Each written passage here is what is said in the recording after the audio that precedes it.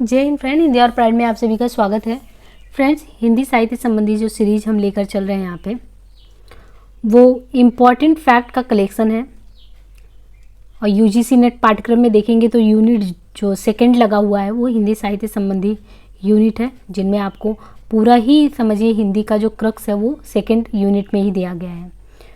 तो ये जो साहित्य है, जब हम हिंदी साहित्य पढ़ते हैं उनमें जो आदिकाल आता है, आदिकाल में अगर आप देखेंगे विभाजन करके तो सबसे पहले अभ्रंश साहित्य आता है, फिर सिद्ध साहित्य, नाथ साहित्य, रास साहित्य, ऐसे तमाम साहित्य आते हैं। तो हम एक एक करके उन्हीं पे क्रमशः बात कर रहे हैं और ये क्रम से आपका टॉपिक लिया जा रहा है।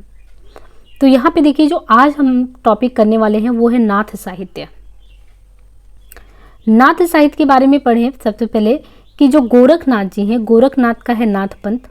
गोरखनाथ का नाथ पंथ बौद्धों की वज्रयान शाखा से विकसित हुआ।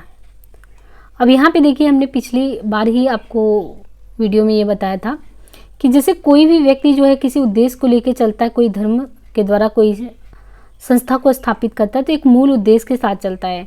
बाद में वो स्थापित होता है तो उसके अनुयायी बहुत सारे बन जाते हैं, और जब वो मूल व्यक्ति नहीं रह जाता तो अनुयायी अपने अकॉर्डिंग जो है उस उद्देश्य को जो है परिभाषित करने लगते हैं। बिल्कुल यही चीज़ यहाँ पे भी हुआ था। नाथ पंथ, बौद्ध, ये सब एक ही थे। समय के साथ ये लोग विभाजित हुए क्योंकि इनकी विचारधाराएं आपस में टकरा गई, और जो मूल मुद्दा था, जो ये धर्म लेके चल रहा था, जिससे समाज सच में आगे बढ़ रहा था, वो इनसे ये लोग विच्छेदित हो गए। तो धर्म का पतन होना निश्चित था, ये शाखा भी टूटी। यहाँ पे जो गोरखनाथ का नाथ पंथ है वो क्यों निकला, कहाँ से निकला? तो ये बौद्धों की हमने आपको शाखा बताई थी, दो शाखा, कि बौद्ध की एक महायान शाखा थी और महायान के साथ एक हीनयान शाखा थी। महायान से ये आपने देखा वज्रयान, सहजयान, ये आगे बढ़ता चला गया। हीनयान यही रह गया, बहुत ही कठोर था।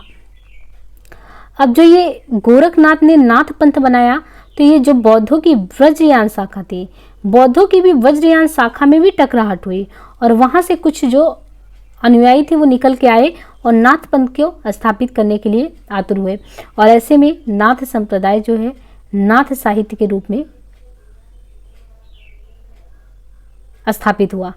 अब यहाँ पे देखिए, नाथ संप्रदाय जो है बेसिकली ये सिद्ध संप्रदाय का ही विकसित एवं पल्लवित रूप है। तो ये कोई अलग नहीं है, पहले सिद्ध था, सिद्ध ही विखंडित हो नाथ संप्रदाय में हुआ। तो पहली चीज तो यही ध्यान रखना है कि नाथ संप्रदाय बेसिकली ये सिद्ध संप्रदाय का ही विकसित एवं पल्लवित रूप है। नाथों ने निरीश्वरवादी शून्य को ईश्वरवादी शून्य के रूप में प्रतिष्ठित किया। हमने कहा कोई आस्तिक होता, कोई नास्तिक होता है, लेकिन आपने देखा होगा भक्ति काल में भी हम निर्गुण शाखा पढ़ते हैं, वो निर्गुण निराकार ब्रह्म की उपासना करते हैं। तो इसी तरीके से यहाँ भी बौद्ध साहित्य वगैरह में भी बिल्कुल चल रहा था। कोई ईश्वर का साकार रूप नहीं था, मानव धर्म ही सर्वोपरि धर्म था। लेकिन समय के साथ जब वो ये अनुयायी आए, चीज़ों को परिभाषित किए, तो महायान वाले जो थे उन्होंने अपने ईश को साकार रूप में, मूर्ति के रूप में स्थापित किया।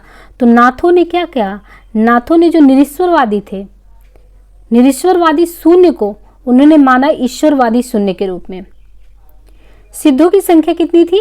तो हमने पहले ही देखी 84 सिद्ध थे, जिसमें 3 महिलाएं भी थी। उसी प्रकार नाथों की संख्या कितनी है? तो 9 नाथ है।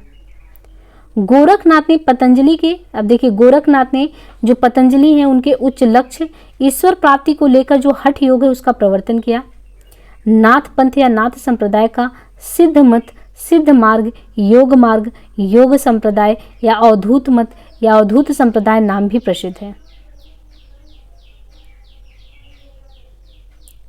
नाथ पंथ या नाथ संप्रदाय को सिद्ध मत भी कहते हैं, सिद्ध मार्ग भी, योग मार्ग भी, योग संप्रदाय भी, अवधूत मत एवं अवधूत नाम, ये सभी नामों से प्रसिद्ध है। और ये इसके द्वारा, ये आचार्य हजारी प्रसाद द्विवेदी के द्वारा अलग अलग नामों के इनके बारे में बताया गया है।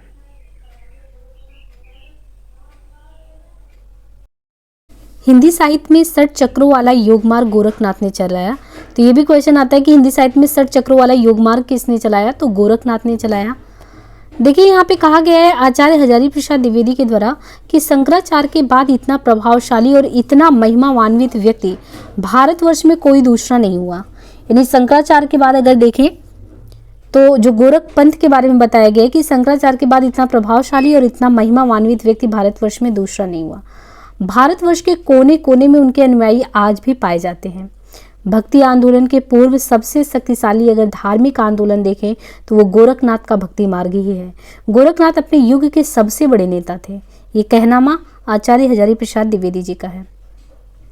नाथ संप्रदाय के अगर प्रमुख ग्रंथों की बात करें तो नाथ संप्रदाय के प्रमुख ग्रंथ हैं सिद्ध सिद्धांत पद्धति है, विवेक मार्तंड है, शक्ति संगम तंत्र है, निरंजन पुराण, वैराट पुराण।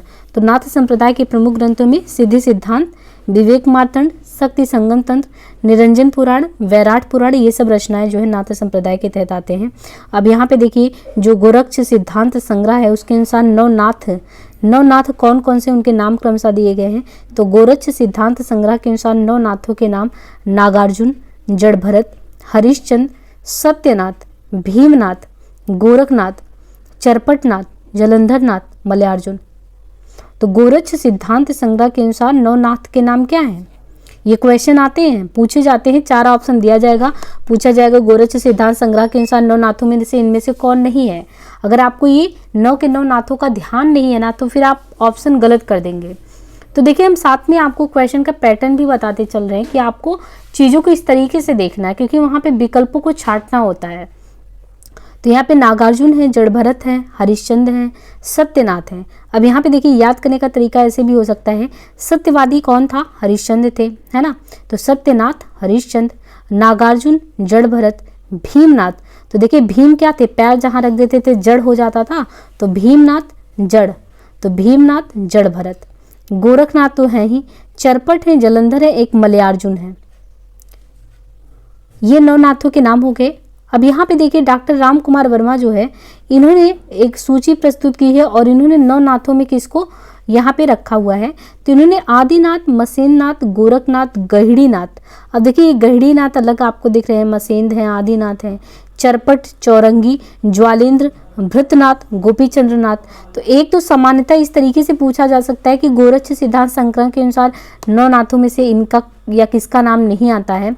और यहाँ पे देखिए ये जो क्वेश्चन है ये पूछा जा रहा है कि डॉक्टर राम कुमार वर्मा द्वारा प्रस्तुत नवनाथों की सूची में जो है इनमें से कौन है या नहीं है। तो ये विकल्पों को इस तरीके से आपको छांटने के लिए दिया जा सकता है। नागार्जुन के बारे में बताएं तो नागार्जुन जो थे नाथों में ही आते हैं। तो नागार्जुन प्रसिद्ध रसायनी, चरपटनाथ, जलंधर की गणना सिद्धों में भी होती है। यानी नागार्जुन का, चरपटनाथ का, जलंधर का, इनका गणना जो है सिद्धों में होता है। शुक्ल के अनुसार जलंधर से सिद्धों की नाथों से परंपरा अलग हो जाती है। तो आचार्य रामचंद्र शुक्ल के अनुसार जलंधर से जो सिद्धों की नाथों से जो परंपरा है वो अलग हो जाती है। यहाँ पे देखिए मसेंद्रनाथ, मसेंद्रनाथ के बारे में बताया गया कि मसेंद्रनाथ वास्तविक नाम इनका विष्णु शर्मा था। मसेंद्रनाथ का विष्णु शर्मा था, पूरा नाम इनका पिपलीस देव था, गुप्त नाम इनका भैरवानंद था। जन्मभूमि क्या था? तो असम के लोहित नदी के तट पर इनका जन्मभूमि था। रचनाएं अगर देखें तो इनकी रचनाएं कौन सी हैं? तो इनकी रचनाएं हैं कौल ज्ञान निर्णय, कौल ज्ञान निर्णय संस्कृत भाषा में है इनकी, और अकुल वीरतंत्र कुलानंद ज्ञान कारिका। तो रचनाओं में कौल ज्ञान निर्णय संस्कृत भाषा में है, अकुल वीरतंत्र कुलानंद ज्ञान कारिका। कौल ज्ञान निर्णय जो संस्कृत भाषा का संपादन किसने किया है? तो कौल ज्ञान निर्णय संस्कृत भाषा का संपादन प्रबोध चंद्र बागची ने किया। प्रबोध चंद्र बागची ने कौल ज्ञान निर्णय संस्कृत भाषा का संपादन किया। दूसरा, 14वीं शताब्दी में ज्योतिरेश्वर ठाकुर कृत वर्ण रत्नाकर की सूची में प्रथम नाम मसेंद्रनाथ का ही आता है। 14वीं शताब्दी में ज्योतिरेश्वर ठाकुर कृत जो वर्ण रत्नाकर की सूची में प्रथम नाम किसका आता है? तो प्रथम नाम मसेंद्रनाथ का ही आता है। संत ज्ञानेश्वर ने सर्वप्रथम आदिनाथ का और उसके बाद मसेंद्रनाथ का उल्लेख किया है। संत ज्ञानेश्वर की परंपरा को प्रामाणिक मानकर मसेंद्रनाथ को ही नाथ पंथ का आदि प्रवर्तक माना जाता है। मसेंद्रनाथ के हिंदी के कुछ पदों का संकलन डॉक्टर हजारी प्रसाद द्विवेदी ने नाथ सिद्धों की बानियों तथा डॉक्टर पीताम्बर दत्त भरद्वाल ने योग प्रवाह नामक ग्रंथ में किया है। यहाँ पे हम गोरखनाथ के बारे में देखें तो नाथ योगियों में सबसे अधिक अगर प्रतिभाशाली हैं तो वो कौन है? गोरखनाथ है। नाथ योगी में सबसे अधिक प्रतिभाशाली गोरखनाथ थे। ये मध्य युग के प्रसिद्ध धार्मिक नेता माने जाते हैं। गोरखनाथ मसेंद्रनाथ के शिष्य थे। तो नाथ योगी में सबसे ज़्यादा प्रतिभाशाली गोरखनाथ, और गोरखनाथ किसके शिष्य हैं? तो ये हैं गोरखनाथ मसेंद्र के शिष्य। हिंदी साहित्य में शैव भक्ति परंपरा की शुरुआत किसने की है? तो शैव भक्ति का गोरखनाथ ने की। और गोरखनाथ का मुख्य स्थान क्या है? गोरखपुर है। इनके मत का अधिक प्रचार और प्रसार अगर देखें तो पंजाब और राजस्थान में जो है ये देखने को मिलता है। मिश्र बंधुओं ने गोरखनाथ को क्या कहा है? तो मिश्र बंधुओं ने गोरखनाथ को हिंदी गद्य का पहला लेखक माना है। तो हिंदी गद्य का पहला लेखक मिश्र बंधुओं ने गोरखनाथ को माना। आचार्य हजारी प्रसाद द्विवेदी गोरखनाथ की कितनी रचनाएं मानते हैं? तो हजारी प्रसाद द्विवेदी के अकॉर्डिंग देखें तो इनकी रचनाओं की संख्या कुल 28 है। गोरखनाथ का समय अगर देखें तो विभिन्न विद्वानों के अनुसार अलग अलग समय बताए गए हैं। जैसे राहुल सांकृत्यायन है, तो राहुल सांकृत्यायन द्वारा 845 ईस्वी बताया गया है। गोरखनाथ का समय जो है राहुल सांकृत्यायन के द्वारा 845 ईस्वी बताया गया है। आचार्य हजारी प्रसाद द्विवेदी के अनुसार 9वीं शताब्दी बताया गया है। पीताम्बर दत्त बरद्वाल कहते हैं ये 11वीं सदी के हैं। शुक्ल जी कहते हैं 13वीं सदी के हैं। और राम कुमार वर्मा कहते हैं ये पृथ्वीराज के समकालीन है गोरखनाथ। और सर्वमान्य मत क्या है? तो यही ध्यान रखिए, सर्वमान्य मत क्या है गोरखनाथ का समय का? 13वीं सदी। डॉक्टर पीताम्बर दत्त बरद्वाल ने गोरखवाणी का संपादन करते हुए गोरखनाथ की 40 रचनाओं की सूची दी है, किंतु उनमें 14 रचनाओं को ही प्रमाणिक माना है। तो डॉक्टर पीताम्बर दत्त बरद्वाल इन्होंने गोरखवाणी का संपादन करते हुए गोरखनाथ की कितनी संख्या है? 40 रचनाओं की सूची दी है, किंतु उनमें 14 रचनाओं को ही कैसा माना है? प्रमाणिक माना है। अब यहाँ पे देखिए गोरखनाथ की जो 14 प्रमाणिक रचनाएं हैं, तो यहाँ पे देखिए गोरखनाथ की जो 14 प्रमाणिक रचनाएं हैं उसमें सबदी, पद, शिष्यादर्शन, प्राण सांकली, नरवय बोध, तो गोरखनाथ की 14 प्रमाणिक रचनाएं जिनके क्वेश्चन में ऑप्शन आते हैं, तो ये आपको ध्यान देना, भले ही 28 बताए गए हों, लेकिन जो आपको ध्यान रखना है वो गोरखनाथ की 14 प्रमाणिक रचनाओं में ये है: सबदी, सबद, पद, शिष्यादर्शन, प्राण सांकली, नरवय बोध, अभय मात्रा योग, आत्मबोध, 15 तिथि के अलावा अगर देखें तो सप्तवार, मच्छिंद गोरखबोध, रोमावली, ज्ञान तिलक, ज्ञान चौतीसा, पंचमात्रा। अब यहाँ पे देखिए दिया है चरपटनाथ गोरखनाथ के शिष्य थे, इनका वास्तविक नाम क्या था? तो चरकानंद था। चरपटनाथ गोरखनाथ के शिष्य थे, इनका वास्तविक नाम क्या था? चरकानंद। नाथपंथ के योगियों को कनफटा कहा जाता था। नाथपंथ के जो योगी थे, नाथपंथ के योगियों को क्या कहा जाता था? नाथपंथ के योगियों को कनफटा कहा जाता था। नाथपंथियों की भाषा क्या होती थी? तो नाथपंथियों की भाषा सदुकड़ी होती थी। अब यहाँ से जो शुरू होगा हमारा टॉपिक, वो जैन साहित्य से संबंधित टॉपिक शुरू होगा। ये सभी अभी हम आदिकाल के तहत ही उसके ब्रांचेज को पढ़ रहे हैं। आदिकाल में ही हमने अभ्रंश साहित्य को देखा, सिद्ध साहित्य को देखा, नाथ को देखा, और आगे जो हम वीडियो में देखेंगे वो जैन साहित्य से संबंधित टॉपिक को देखेंगे। उम्मीद है कि ये सेशन आपके लिए बहुत ही यूजफुल सिद्ध हो रहा होगा, है ना, अगर आप कंटिन्यूअस इसको फॉलो कर रहे होंगे। और फ्रेंड्स, आप सभी से हम्बल रिक्वेस्ट है कि डिस्क्रिप्शन में लिंक दिया गया है, टेलीग्राम से कनेक्ट होकर बराबर अपडेट पाते रहें। और प्लीज़ लोगों तक जरूर से ज़रूर ये वीडियोज़ को शेयर करें, है ना। चैनल को लाइक से सब्सक्राइब करना ना भूलें। धन्यवाद।